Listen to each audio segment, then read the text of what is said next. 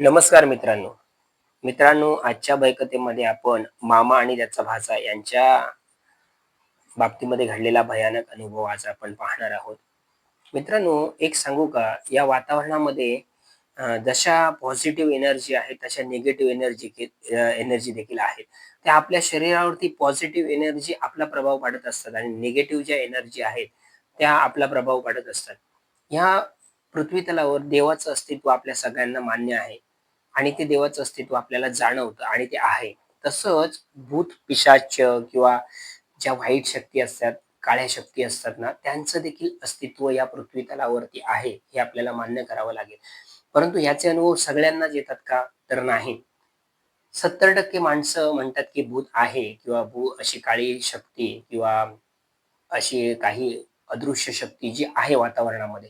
परंतु 30% लोक असे म्हणणारे आपल्याला मिळतात, की देवाचं देखील अस्तित्व नाही आणि वाईट शक्ती किंवा भुताटकी यांचं देखील अस्तित्व पृथ्वीवरती नाही, असं म्हणणारे दिसतात. तर मित्रांनो, आता कसं असतं, सगळ्यांनाच आता 100 माणसं धरली तर सगळ्यांनाच भूतं दिसतात का? किंवा सगळ्यांनाच असे अनुभव येतात का? तर 100% नाही. कारण ते भूत, पिशाच किंवा वाईट शक्ती तुमच्यावरती जेव्हा प्रभाव पाडते ना, तेव्हा तुमची रास, तुमचा गण, काळ, वेळ काय असतो, तिथली आजूबाजूची परिस्थिती आहे ना, ती फार त्याच्यावरती सगळं काही अवलंबून असतं. तेव्हाच तुम्हाला या वाईट शक्ती किंवा भूत, पिशाच अशा गोष्टी दिसत असतात. तर त्याच संदर्भातली आज एक कथा आहे. मित्रांनो, वैभव नावाचा एक मुलगा असतो. त्याचे आई-वडील आणि त्याला एक छोटी बहीण असते. आणि त्याचा मामा सावंतवाडी तालुक्यामध्ये एका गावामध्ये राहणारा असतो आणि वैभव हा कुडाळमध्ये राहणारा असतो. तर वैभवच्या मामाचं घर सावंतवाडीमध्ये. आता वैभवचं 12वी पर्यंत शिक्षण पूर्ण होतं. त्याला चांगले मार्क मिळतात आणि आता तो पुढच्या शिक्षणासाठी म्हणून मुंबईला जाणार होता. तर तो आपल्या आई-वडिलांना काय म्हणतो, की "आई, आता मी पुढच्या शिक्षणासाठी मुंबईला जाईन, तिथून नंतर नोकरीसाठी जाईन, तर मला मामाच्या घरी आता जाता येणार नाही राहण्यासाठी म्हणून 7-8 दिवस. तर आपण मामाच्या घरी 7-8 दिवस जाऊन येऊया आणि मग मी मुंबईला पुढच्या ॲडमिशनसाठी वगैरे जाईन." तर आई-वडील म्हणतात, "ठीक आहे, आपण उद्या परवाच मामाकडे जाऊ. 7-8 दिवस तू तिथे राहा. आम्ही तुझ्यासोबत येतो. बहिणीला पण तुझ्या नेऊ आणि मग 7-8 दिवसांनी आपण घरी येऊ म्हणून." आणि त्याप्रमाणे हे सगळेजण सावंतवाडीमध्ये आपल्या मामाच्या घरी हा वैभव, त्याचे आई-वडील आणि त्याची लहान बहीण जातात. त्या मामाचं नाव असतं गजा. तर गजामध्ये आणि वैभवमध्ये अतिशय चांगलं नातं असतं मामा-भाच्याचं आणि त्याचा मामा ना असाच मोलमजुरी करणारा, अ, धष्टपुष्ट आणि बॉडी अशी पिळदार. परंतु भूत, पिशाच्च या दोन्ही गोष्टी तो मानत नसतो. म्हणजे देवही मानणारा नसतो आणि भूत, पिशाच वाईट शक्ती पण मानणारा असतो. असा बिनधास्त राहणारा माणूस असतो. परंतु त्याची बायको म्हणजे वैभवची मामी असते ना, तर ह्या सगळ्या देव, धर्म सगळ्या ह्या गोष्टी आहेत त्या सगळ्या पाळून असते किंवा याच्यावरती तिचा विश्वास असतो. या भूत-भुताटकीवर देखील तिचा विश्वास असतो. परंतु गजाचा म्हणजे वैभवच्या मामाचा असल्या गोष्टींवर विश्वास नसतो. तो म्हणतो ह्या सगळ्या गोष्टी खोट्या असतात. असं भूत, पिशाच असं काही नसतं. ह्या सगळ्या खोट्या गोष्टी आहेत आणि ह्या सगळ्या मनाने तयार केलेल्या गोष्टी आहेत. बाकी काही नाही म्हणून. आणि देव देखील मानणारा तो नसतो. जेमतेम आपल्या देवाचं काय करायचं ते करायचं. फारसा विश्वास त्याचा देवावरही नसतो. तर एके दिवशी हे वैभव वगैरे त्याच्या घरी जातात आणि मामा मग खुश होतो, मामी खुश होते आणि त्यांना मुलं नसतात. त्यामुळे भाच्यावरती आणि भाचीवरती त्याचा गजाचा खूप जीव असतो. आता दिवस शेतामध्ये निघून जातो. गजा संध्याकाळी घराकडे येतो. घराकडे आल्यानंतर मग कोंबडीचं चिकन वगैरे करून सगळेजण रात्री 9, 9:30, 10 वाजता जेवतात. गप्पा-गोष्टी चालतात. आणि मग गजा काय म्हणतो, की "वैभव, चल आपण थोडंफार फिरून येऊ. पोट जरा जड झालंय, आज जेवण जरा जास्त झालंय, तर आपण थोडंसं फिरून येऊ." आता त्याच्या घरासमोरूनच एक कच्चा रस्ता पुढे गेलेला असतो. म्हणजे थोडंसं डांबरीकरण, त्याला खड्डे पडलेले असतात आणि ते दोघेही बोलता-बोलता दोघेही आता मामा भाच्याला विचारत असतो, "पुढे काय करणार? तू कुठे ॲडमिशन घेणार? नंतर काय?" ते सगळ्या गोष्टी करता-करता हे दोघेजण बरेच 3 ते 3.5 किलोमीटर पुढे गेलेले असतात रात्रीचे आणि आता 11:30 पावणे 12चा वेळ झालेला असतो आणि याला काही अंतर गेल्यानंतर मात्र जाणवतं, की वैभव म्हणतो, "मामा, अरे आपण बोलता-बोलता आपल्या गावाची वेस ओलांडून आणि दुसऱ्या गावामध्ये आलोय. बरेच लांब आलो, तर आपल्याला मागे जायला पाहिजे कारण 11:30 पावणे 12 होत आले." तर मामा म्हणतो, "तू काय घाबरतोस काय भुताला? हा म्हणतो, "नाही रे, मी घाबरत नाही, पण आपण खूपच लांब आलो. 3-3.5 किलोमीटरचं अंतर झालं आणि गावाच्या विशीच्या बाहेर आलो." तेवढ्यात हे दोघेही मग टर्न मारतात आणि मागे यायला पुन्हा आपल्या गावाकडे, आपल्या घराकडे यायला निघतात. आणि बोलत-बोलत काही गप्पा-गोष्टी करत-करत ते आपल्या गावाच्या सीमेवरती येतात. आणि सीमेवरती आल्यानंतर मग तिथलं वातावरण, आता सीमेवरचं वातावरण ना थोडंसं विचित्रच असतं सगळ्याच गावाच्या. कारण करणी किंवा जे काही करतात ना, ओवाळणी, करणी किंवा काळी जादू केलं, ते सगळेच त्या सीमेवरती आणून सोडलेलं असतं. त्यामुळे सीमेवरचं ना वातावरण थोडंसं निगेटिव्हच असतं. प्रत्येक आपल्या सगळ्यांना अनुभव असेल, आपल्या प्रत्येक सीमेवरती कोण रात्री तुम्हाला जायला देत नाही, घरातली जाणती मंडळी. तर असं सीमेवरचं वातावरण थोडंसं विचित्र असतं. आणि तिथेच येऊन सीमेवरती हा गजामामा आपल्या भाच्याला सांगतो, की "वैभव, मला थोडं लघवीला झालंय, मी जरा पुढे जाऊन आडोशाला लघवीला जाऊन येतो" म्हणून. तर हा म्हणतो, "मामा तिकडे कशाला जातो? आता रात्रीचं इकडे कोण आलंय बघायला?" पण आपण सर्रास असंच म्हणतो, की वाटेवरती किंवा रस्त्यावरती आपण रात्रीचं होईना का आपण लघवीला थांबत नाही, थोडंसं आडोशालाच जातो. तसा तो आडोशाला जाणार होता, तर वैभव त्याला जायला देत नाही. "मामा इथेच कर ना लघवी.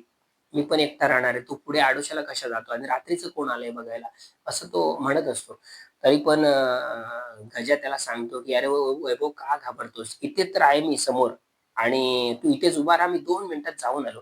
आणि वैभव त्या रस्त्यावरती, त्या सीमेवरती उभा राहतो आणि मामा त्याचा पुढे चालत-चालत एक 30-40 फूट आतमध्ये जातो आणि एका झाडाखाली तो लघवी करतो आणि मागे येतो.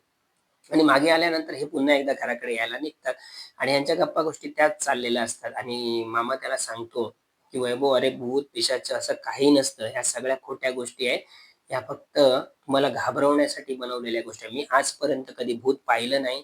माझा त्या गोष्टींवर विश्वास देखील नाही." अशा गोष्टी करत-करत मग हे दोघेही आपल्या घराकडे येतात. आता मामाचं घर ना हे जुनं असतं, म्हणजे माडीचं घर. पहिल्यांदा माडीची घरं असायची ना, तसं ते जुनं मातीचं घर होतं, माडीचं घर होतं. आता त्या माडीवरती जाण्यासाठी घरातून आतमधून हॉलमधून एक जिना होता आणि दुसरा जिना बाहेरून होता. म्हणजे बाहेरून देखील त्या माडीवरती जायला जागा होती. तर आज हे म्हणतात, की मामा आणि भाचे दोघे, की घरातल्यांना सांगतात, की "आम्ही माडीवरती झोपतो, मी आणि वैभव, आणि तुम्ही खाली झोपा सगळेजण." आणि मग ते बाहेरच्या बाजूने जो घराच्या बाहेरून जिना असतो, त्या जिन्यावरनं माडीवरती दोघेही झोपायला जातात. आता त्या माडीवरनं आतमध्ये घरामध्ये सुद्धा येण्यासाठी एक शिडी असते. तर हे झोपलेले असतात दोघे जण एका खोलीमध्ये कॉटवरती आणि यांच्या गप्पा-गोष्टी चाललेल्या असतात. हळू-हळू 12:30 पावणे 1च्या दरम्यान या दोघांनाही झोप लागते आणि घरातली देखील सगळी मंडळी एव्हाना झोपी गेलेली असतात. शांत झोपलेली असतात आणि आजूबाजूचं वातावरण अगदी शांत असतं. रातकिड्यांची किरकिर जी आहे ती कानावरती येत असते. कुत्र्याचं भुंकणं मधून-मधून सुरू असतं आणि हे दोघे गाढ झोपलेले असतात. एक 15-20 मिनिटं होतात आणि अचानक त्या घराच्या दारावरती धाड-धाड, धाड-धाड करून कोणतरी जोरात हात मारतंय आणि दरवाजा वाजवतोय असा आवाज गजाच्या कानावरती येतो, म्हणजे वैभवच्या मामाच्या कानावरती येतो आणि तो म्हणतो, "एवढ्या रात्री घराचा दरवाजा कोण वाजवतंय?" आता घरातली खोल्यांमध्ये झोपलेली असतात, त्यामुळे त्यांना काही तेवढं लक्षात येत नाही. परंतु ह्याला जाग येते आणि हा म्हणतो, की कोणतरी वाजवतंय. म्हणून तो आतमधल्या शिडीने उतरून घराच्या हॉलमधून तो दरवाजा उघडण्यासाठी म्हणून पुढे जातो. तर पुन्हा एकदा धाड-धाड, धाड-धाड असा मोठा आवाज त्या दरवाजावरती कोणतरी जोरजोरात हात मारतंय ना, असं त्याला भास होतो आणि त्याला असं जाणवतं, की कोणतरी बाहेर कोणतरी आहे. पण एवढ्या रात्री ह्या घरी येऊन कोण दरवाजा वाजवणार आहे? तो हाक मारतो, "कोण आहे बाहेर? कोण आपण?" परंतु बाहेरून कोणतेच प्रत्युत्तर त्याला येत नाही. हा थोडासा विचार करतो, की आता तर कोणतरी दरवाजा वाजवला, परंतु मी हाक देतो तर समोरून कोण बोलत नाहीये दरवाजाच्या पलीकडून. पण तो हा डेरिंगबाज असल्यामुळे ती कडी आतमधून उघडतो आणि दरवाजा उघडताना समोर बघतो तर काय, कोणीच नसतं. आणि हा विचार करतो, दरवाजा वाजवला कोणी? आता हा थोडं व्हरांड्यातून चालत-चालत पावळेपर्यंत, म्हणजे अंगणाच्या त्याच्या छपराच्या खाली उभा राहिलेला असतो. आता खाली उभा राहून सरळ पुढे बघतो ना, तर त्या अंधारामध्ये एक धिप्पाड माणूस, ज्याने काळे कपडे घातलेले असतात आणि त्याचं जे शरीर आहे ना, शरीरयष्टी बघितली तर 6.5-7 फुटाचा माणूस उंच धिप्पाड असा त्याच्यासमोर उभा असतो आणि हा असा वर चेहरा करून बघतो त्याच्याकडे तोंड करून, हा धिप्पाड माणूस कोणतरी आणि विचित्र असा काळे कपडे घातलेले आणि कधीच असा पाहिला नव्हता माणूस किंवा कसे असा प्राणी पण पाहिला नव्हता. म्हणजे धड तो प्राणी पण नाही आणि धड माणूस पण नाही. खाली जे शरीर होतं ना, ते माणसाचं होतं आणि हा त्याच्याकडे वर बघतोय त्याच्याकडे. त्याचे डोळे आणि ह्याचे डोळे दोघांनी एकमेकांच्या डोळ्यात बघतात आणि तो माणूस धाडकन त्याच्या छातीवरती हात मारतो रामाच्या, सॉरी गजाच्या आणि गजा खाली पडतो पायऱ्यांवरती आणि जसा तो पायऱ्यांवरती पडतो ना, तसा तो त्याच्या केसांना पकडून त्या अंगणातून फरफटत ना त्याला बाहेरच्या बाजूने जी माडीवर जाण्यासाठी शिडी असते ना, त्या शिडीवरती घेऊन जातो. आणि हा जोरजोरात ओरडण्याचा प्रयत्न करत असतो, परंतु ह्याच्या तोंडातून काही शब्द फुटत नसतात. आता मात्र ह्याला कळलेलं असतं, की भूत, पिशाच्च ह्या गोष्टी असतात. कारण त्याने प्रत्यक्षात बघितलेला असतो तो माणूस आणि हा त्याला ओढत त्या शिडीवरून वरच्या त्या माडीवर घेऊन जातो, त्या खोलीच्या एक दरवाजाच्या समोर आणि त्याला सरळ उचलतो आणि वरून खाली जमिनीवरती ढकलतो. आणि तिथलं अंतर एक 10 फूट, 12 फूट अंतर असेल आणि हा 12 फुटावरून हा जो 11-12 माणूस असतो काळे कपडे घातलेला, तो सरळ त्याला खाली ढकलल्यानंतर गजा खाली पडतो आणि त्याला जोरदार वेदना होतात आणि जशा वेदना होतात ना, तसा तो जोरदार 2-3 वेळा किंचाळतो, "वाचवा, वाचवा, धावा, कोणीतरी मला वाचवा, याने मला खाली ढकललं."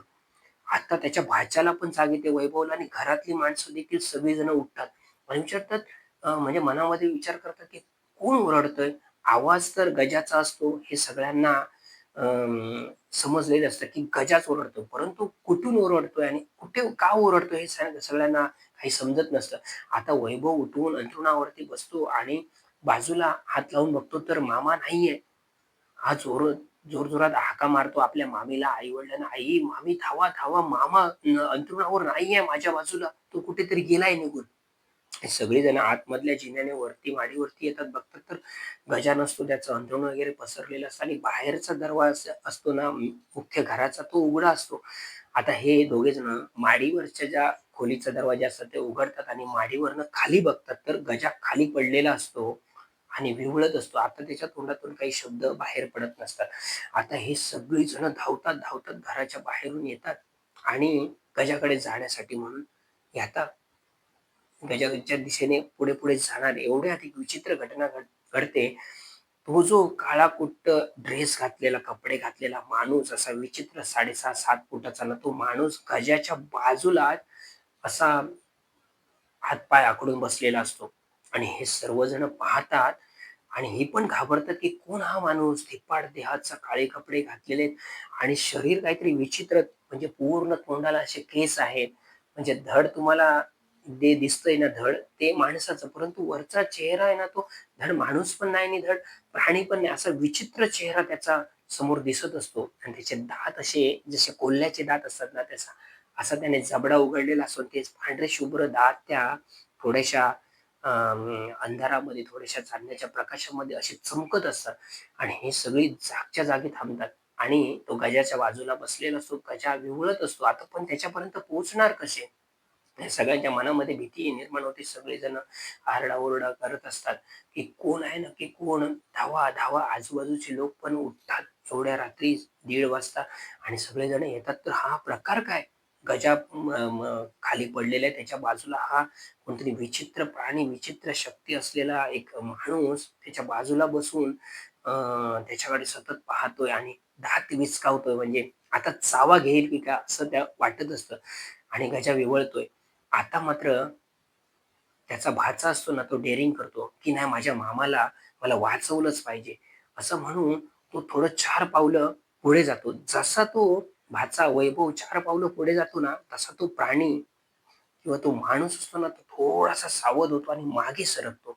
मागे सरकल्यानंतर मग वैभव देखील थांबतो, की नक्की आता माझ्यावरती हा झेप घेईल की काय? असं त्याला वाटतं. आता लोक आरडाओरडा करायला लागतात आणि पुढे त्याला हाकवण्यासाठी किंवा त्याला पळवण्यासाठी म्हणून जसे ते लोक पुढे येतात, तसा तो पुन्हा एकदा अग्रेसिव्ह होतो आणि पुन्हा एकदा त्या माणसांच्या अंगावर धावतो. धावायला लागतो, दात विचकावतो. असा विचित्र प्राणी तो त्या लोकांनी कधी पाहिलेलाच नसतो गावामध्ये. असं ते काही विचित्रच सगळं लोक पाहत असतात आणि लोक आता घाबरतात आणि सगळेजण आपापल्या घरी निघून जातात आणि आता फक्त गजाची बायको, त्यानंतर वैभव, वैभवची बहीण, त्याचे आई-वडील एवढेच जण शिल्लक राहिलेले असतात आणि वैभव म्हणतो, की "मी आता माझ्या मामाला काही करून वाचवला. मी त्या प्राण्याला किंवा त्या पिशाच्याला, त्या वाईट शक्तीला, माझ्या मामाला काही करायला देणार नाही." आणि हा जोरदार आपल्या मामाच्या दिशेने जसा पडलेला असतो ना त्या माडीच्या खाली जमिनीवरती, त्याच्या दिशेने धावायला लागतो. जसा तो धावतो ना, तसा तो जो प्राणी असतो, म्हणजे पिशाच्य असतं किंवा जी वाईट शक्ती असते ना, ती मागे, मागे, मागे, मागे जायला लागते आणि हा मामापर्यंत पोहोचतो आणि मामाला बसून मांडीवरती घेतो. आता मामा रक्तबंबाळ झालेला असतो आणि त्याचे केस धरून त्याने ओढत आणल्याचं त्या वाईट शक्तीने त्याला ओढत आणलेलं असतं ना, त्यामुळे त्याला वेदना होत असतात आणि त्याने त्या माडीवरनं खाली त्याला ढकललेलं असतं. त्यामुळे त्याला बऱ्याच ठिकाणी मुकामार लागलेला असतो आणि तो विव्हळत असतो. आता त्या वैभवला पाहून ती वाईट शक्ती, तो विचित्र दिसणारा प्राणी की माणूस काहीच आजपर्यंत समजलं नाही. तर वैभव सांगतो तो जंगलाच्या दिशेने पळून गेला. जसा मी मामाच्या जवळ आलो तसा तो जंगलाच्या दिशेने पळून गेला. तशी ही बाकीची सगळीजण गजाकडे आले आणि त्याला उचलून मग घरामध्ये नेला आणि घरामध्ये त्याला पाणी पाजले. पण असह्य वेदना होत होत्या आणि मग त्याला नंतर मग रातोरातच एकाच्या रिक्षेने मग तालुक्याच्या ठिकाणी डॉक्टरकडे नेलं आणि दुसऱ्या दिवशी मग त्याला डॉक्टरांनी मुका मारलेला थोडाफार औषध पाणी करून गोळ्या वगैरे देऊन घरी पाठवलं आणि आज घरी आल्यानंतर मात्र गजाची बहीण म्हणजे वैभवची आई आणि गजाची बायको त्याला जोरदार मात्र बोलायला सुरुवात करतात टोचून, की "मी तुम्हाला सांगितलं होतं, की भूत, पिशाच्य अशा वाईट शक्ती असतात म्हणून. तरी तुम्ही त्या मानल्या नाही. आज जे तुम्ही अनुभवलंय ना कालच्या रात्रीमध्ये, ती 100% काहीतरी वाईटच शक्ती होती आणि तुमच्या हातून काहीतरी चूक झाली आणि म्हणून त्याने तुम्हाला हा त्रास दिलाय." तर ती म्हणतं, की "काल रात्री तुम्ही आणि वैभव नक्की कुठे गेलेलात?" तर वैभव सांगतो, "मामी मी सांगतो तुला कुठे गेलो होतो." तर आम्ही फिरत-फिरत या रस्त्याने पुढे-पुढे गेलो तर गावाची वेस ओलांडून दुसऱ्या गावामध्ये प्रवेश केला. माझ्या जसं लक्षात आलं, की आपण अ, गाव वेस ओलांडून दुसऱ्या गावामध्ये गेलो, तसे आम्ही पुन्हा मागे यायला निघालो आणि आमच्या गावाच्या सीमेवरती येऊन मामाला लघवीला झाला आणि म्हणून तो मला रस्त्यावरती उभा करून थोडासा आडोशाला एका उंच झाडाच्या पाशी गेला आणि त्याने लघवी वगैरे करून तो पुन्हा आला आणि आम्ही नंतर मग चालायला लागलो. असं म्हणता-म्हणता तो आता म्हणतोय की हे एवढं झालं आणि नंतर मग मामा आणि मी घरी आलो आणि झोपलो. आता मित्रांनो, ह्या सगळ्या गोष्टीची चौकशी केल्यानंतर त्यांना असं आढळतं, की त्याच्या मामाने जी रात्री लघवी केलेली असते ना, ते एका मोठ्या जांभळाच्या झाडाच्या बुंद्यावरती लघवी केलेली असते आणि त्या जांभळाच्या झाडावरती एक पिशाच्च राहत असतं. आता मित्रांनो कोकणामध्ये ना वडाचं, पिंपळाचं, जांभळाचं, चिंचेचं किंवा रुमडाचं म्हणजे उंबराचं झाड असेल ना, तर इथली लोकं सांगतात, की अशा झाडांवरती वाईट शक्तींचा वास असतो किंवा पिशाच्च किंवा मुंजा किंवा अशा वाईट शक्ती या झाडांवरती वास करतात किंवा त्यांचं वास्तव्य असतं. आणि तसंच ते जांभळाचं झाड असतं आणि त्या जांभळाच्या झाडाच्या बुंद्यावरती या गजाने म्हणजे वैभवच्या मामाने लघवी केलेली असते आणि त्यावरती असणारं पिशाच्च ना, त्याला तो राग आलेला असतो. कारण कसं आहे, आपल्या घरी जर एखाद्याने येऊन लघवी केली, तर आपल्यालाही राग येईल ना. आपणही त्याला मारायला जाऊ किंवा त्याच्यासोबत काहीतरी वाईट करण्याचा प्रयत्न करू. तसंच झालेलं असतं. ते पिशाच्च खूप रागावलेलं असतं, की माझ्या या घरावरती आता ते जांभळाचं झाड म्हणजे त्याचं घरच झालं. माझ्या घरावरती याने लघवी केली आणि त्याच रागातून रात्री त्याने त्या मामाला उठून बाहेर आणलं आणि बाहेर त्याला केसाला धरून तो फरफटत माडीवरती घेऊन गेला आणि माडीवरती त्याला खाली ढकललेलं असतं. तर मित्रांनो असा हा प्रकार त्या मामाच्या बाबतीमध्ये घडलेला असतो आणि एक विचित्र घटना घडलेली असते आणि त्यानंतर मामाला मात्र या गोष्टींची जाणीव होते, की भूत, पिशाच्च हे 100% असतं. कारण उभ्या आयुष्यामध्ये कधी त्याच्या बाबतीमध्ये असं घडलेलं नसतं. परंतु त्या दिवशी जांभळाच्या झाडावरती ज्याने लघवी केलेली असते आणि त्यानंतर मग त्या झाडावरती असणाऱ्या पिशाच्याने मात्र त्याने आपला बदला घेतलेला असतो आणि मामाला देखील समजलेलं असतं, की ह्या पृथ्वी तलावरती वाईट शक्ती, निगेटिव्ह एनर्जी, भूत, पिशाच, मुंजा किंवा ज्या काही वाईट शक्ती आहेत त्या 100% आहेत आणि त्यानंतर मात्र तो कानाला खडा लावून घेतो, की रात्री अपरात्री किंवा अशा चांगल्या ठिकाणी किंवा एखाद्या अशा उंच झाडाच्या बुंद्यावरती लघवी करणं किंवा स्वच्छ एखादी जागा असेल तर त्याच्यावरती लघवी करणं, वाटेवरती लघवी करणं, हे सगळं आपण टाळलं पाहिजे. आणि कोकणामध्ये जुनी माणसं असंच सांगतात, की वाटेवरती कचरा टाकायचा नाही, वाटेवरती लघवी करायची नाही, एखादा दगड असेल तर दगडावरती लघवी करायची नाही, एखादं मोठं झाड असेल तर झाडाच्या बुंद्यावरती लघवी करायची नाही. हे कोकणामध्ये सर्रास ना जुने लोक आहेत ना, ते आपल्या पुढच्या पिढीच्या लोकांना सगळ्या सांगून ठेवतात. कारण असे बरेच अनुभव कोकणामध्ये मित्रांनो येत असतात. तर अशी एक विचित्र घटना आज मी माझ्या स्मरणामध्ये होती. एका मित्राने सांगितलेली. ती आज मी तुम्हाला सांगितलेली आहे. कथा कशी वाटली ते नक्की कमेंट करून सांगा. आणि माझी तुम्हाला विनंती आहे, की तुम्ही कथा पाहताय परंतु सबस्क्राईब करत नाही. तर माझी विनंती आहे, मी एवढा सगळं मेहनत करून तुमच्यासाठी, तुमच्या मनोरंजनासाठी किंवा तुम्हाला हे अनुभव घेता यावेत यासाठी मी ह्या सगळ्या कथा बनवत असतो. तर माझी एकच विनंती, की प्लीज तुम्ही सगळ्यांनी चॅनल सबस्क्राईब करा. कमेंट करून सांगा कथा कशी वाटली. आणि इथून पुढच्या एका कथेमध्ये मान कापा ही एक स्टोरी मी पुढच्या कथेमध्ये घेऊन येणार आहे. तर पुढचाही भाग आपण सर्वांनी नक्की पहा. आजपर्यंत मी तुमची या ठिकाणी रजा घेतो. धन्यवाद मित्रांनो.